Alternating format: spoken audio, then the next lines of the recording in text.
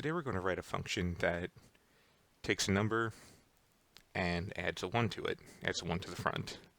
Not sure what made me think of this today. Maybe I had some spreadsheet numbers I wanted to pump up, or maybe I was thinking about press your luck and how much I liked when add a 1 was a prize on the first round board. But we're going to write this function anyway, so let's open up our interpreter, add a module. This time we're going to declare a function, add 1. It's going to take an argument as a double, and it's going to return a double. So first thing you want to do is check that your argument v actually is a number. Then, so we're going to find out how many places to add the 1 to, and to do that we will do integer location worksheet function log 10 of v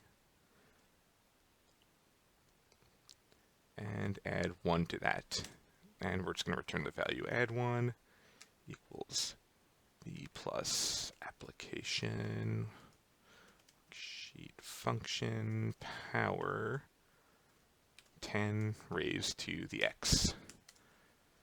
So what should happen now, if we have our number 150, we should add a 1 and make it 1150. And that's exactly what happened. So you can see that we're checking that if it is numeric, it does these things, and if it's not, you get a value error. Exactly what's supposed to happen. But I found out earlier that 0, really, you should add a 1 and have it say 10, and this happens, you still get the value error. And I actually took a look at this, and log base 10 of 0 is undefined, because log base 10 of 1 is 0, because 10 to the 0 power is 1, but there's no way to get to 0 from log base 10, so we're just going to check and see if v equals 0, then we'll just return 10. And then we'll just else if anything else.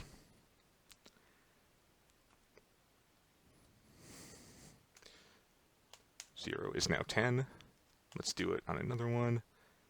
Add 1 and 125. And now we've added a 1 to the front of any number we've